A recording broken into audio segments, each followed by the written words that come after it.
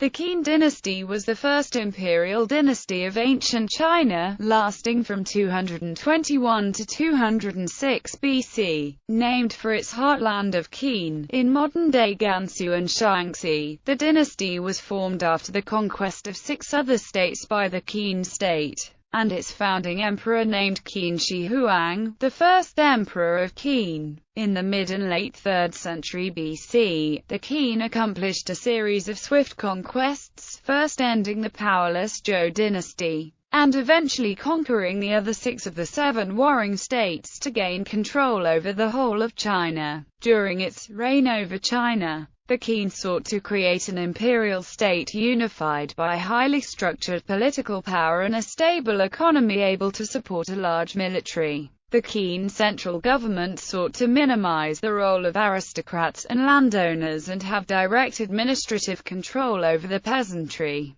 who comprised the overwhelming majority of the population, and control over whom would grant the Keene access to a large labor force. This allowed for the construction of ambitious projects, such as a wall on the northern border, now known as the Great Wall of China. The Keene dynasty introduced several reforms. Currency, weights and measures were standardized, and a uniform system of writing was established. An attempt to restrict criticism and purge all traces of old dynasties led to the infamous burning of books and burying of scholars incident, which has been criticized greatly by subsequent scholars. The Keen's military was also revolutionary in that it used the most recently developed weaponry, transportation, and tactics, though the government was heavy-handed and bureaucratic. Despite its military strength, the Keene dynasty did not last long. When the first emperor died in 210 BC, his son was placed on the throne by 2 of the previous emperor's advisors. In an attempt to influence and control the administration of the entire dynasty through him, the advisors squabbled among themselves, however, which resulted in both their deaths and that of the second Keene emperor. Popular revolt broke out a few years later, and the weakened empire soon fell to a Chu lieutenant, who went on to found the Han dynasty.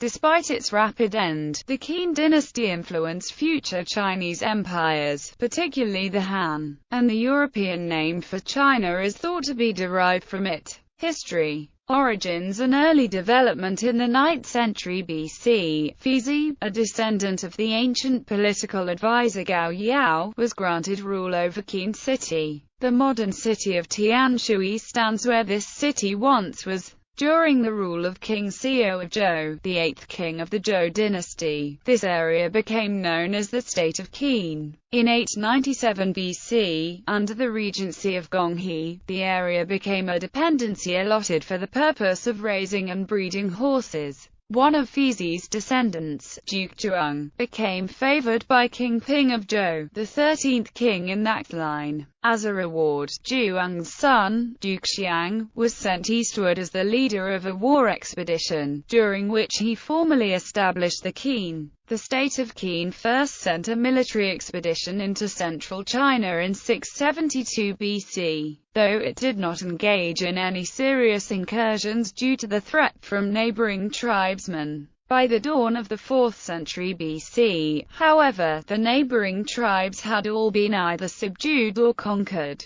and the stage was set for the rise of Keene expansionism. Growth of power. Lord Shangyang, a Keene statesman of the Warring States period, advocated a philosophy of legalism, introducing a number of militarily advantageous reforms from 361 BC until his death in 338 BC. Yang also helped construct the Keene capital, commencing in the mid-4th century BC Zhanyang. The resulting city greatly resembled the capitals of other warring states. Notably, Keene legalism encouraged practical and ruthless warfare. During the spring and autumn period, the prevalent philosophy had dictated war as a gentleman's activity. Military commanders were instructed to respect what they perceived to be heaven's laws in battle. For example, when Duke Xiang of Song was at war with the state of Chu during the Warring States period, he declined an opportunity to attack the enemy force, commanded by Zhu, while they were crossing a river. After allowing them to cross and marshal their forces, he was decisively defeated in the ensuing battle. When his advisors later admonished him for such excessive courtesy to the enemy, he retorted, "The sage does not crush the feeble, nor give the order for attack until the enemy have formed their ranks." The Keene disregarded this military tradition, taking advantage of their enemy's weaknesses. A nobleman in the state of Wei accused the Keene state of being avaricious, perverse, eager for profit, and without sincerity. It knows nothing about etiquette, proper relationships, and virtuous conduct, and if there be an opportunity for material gain, it will disregard its relatives as if they were animals. It was this legalist thought combined with strong leadership from long-lived rulers, openness to employ talented men from other states, and little internal opposition that gave the Keene such a strong political base.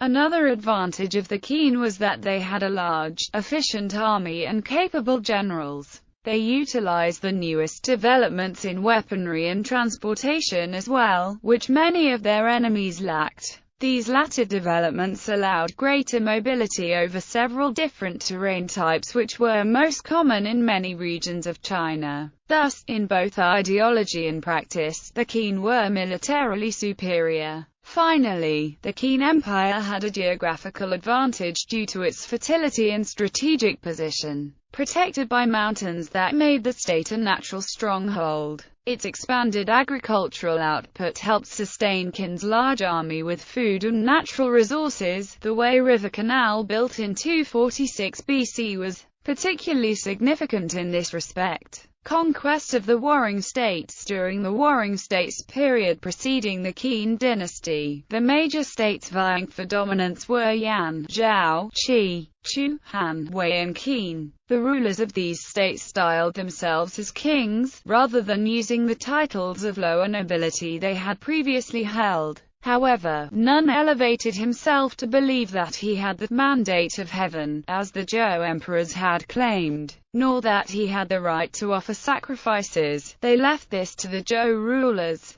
Before their conquest in the 4th and 3rd centuries BC, the Keene suffered several setbacks. Shangyang was executed in 338 BC by King Huiwen due to a personal grudge harbored from his youth. There was also internal strife over the Keene succession in 307 BC, which decentralized Keene authority somewhat. Keene was defeated by an alliance of the other states in 295 BC, and shortly after suffered another defeat by the state of Zhao, because the majority of their army was then defending against the Qi. The aggressive statesman Fan Sui, however, soon came to power as prime minister even as the problem of the succession was resolved, and he began an expansionist policy that had originated in Jin and Qi, which prompted the Keene to attempt to conquer the other states. The Keene were swift in their assault on the other states. They first attacked the Han, directly east, and took the city of Xinjiang in 230 BC. They then struck northward. The state of Zhao surrendered in 228 BC, and the northernmost state of Yan followed, falling in 226 BC. Next, Keene armies launched assaults to the east, and later the south as well. They took the Wei city of Daliang in 225 BC and forced the Chu to surrender by 223 BC. Lastly, they deposed the Zhou dynasty's remnants in Luoyang and conquered the Qi, taking the city of Linzi in 221 BC. When the conquests were complete in 221 BC, King Zheng, who had first assumed the throne of the Keene state at age 9, became the effective ruler of China.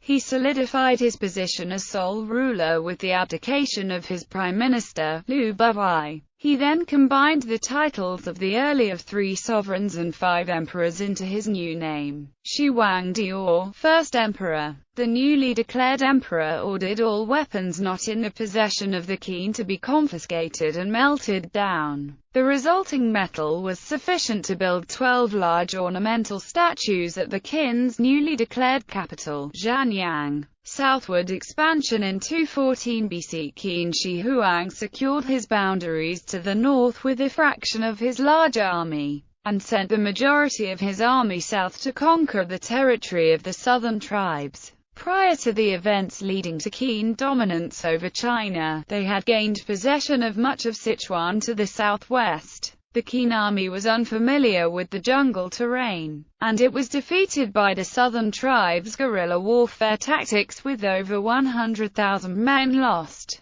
However, in the defeat Qin was successful in building a canal to the south, which they used heavily for supplying and reinforcing their troops during their second attack to the south. Building on these gains, the Qin armies conquered the coastal lands surrounding Guangzhou, and took the provinces of Fuzhou and Guilin. They struck as far south as Hanoi. After these victories in the south, Qin Shi Huang moved over 100,000 prisoners and exiles to colonize the newly conquered area. In terms of extending the boundaries of his empire, the first emperor was extremely successful in the south. Campaigns against the Xiongnu, however, while the empire at times was extended to the north, the Qin could rarely hold on to the land for long. The tribes of these locations, collectively called Dahu by the Qin, were free from Chinese rule during the majority of the dynasty. Prohibited from trading with Keene Dynasty peasants, the Xiongnu tribe living in the Ordos region in northwest China often raided them instead,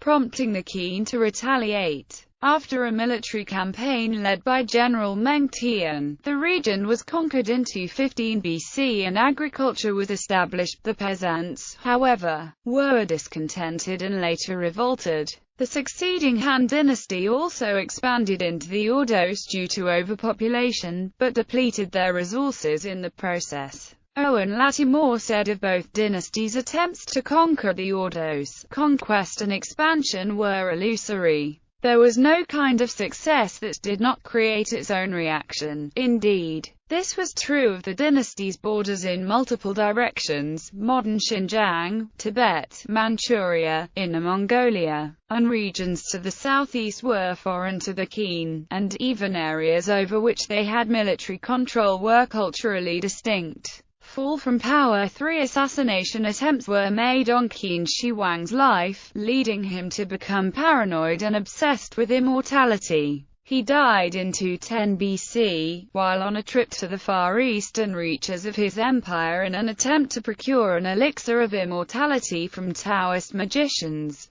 who claimed the elixir was stuck on an island guarded by a sea monster. The chief eunuch, Zhao Gao, and the prime minister, Li Si, hid the news of his death upon their return until they were able to alter his will to place on the throne the dead emperor's most pliable son, Hu Hai, who took the name of Qin Shi. They believed that they would be able to manipulate him to their own ends, and thus effectively control the empire. Qin Shi was, indeed, inept and pliable. He executed many ministers and imperial princes, continued massive building projects, enlarged the army, increased taxes, and arrested messengers who brought him bad news. As a result, men from all over China revolted, attacking officials, raising armies, and declaring themselves kings of seized territories. During this time, Li Si and Zhao Gao fell out, and Li Si was executed.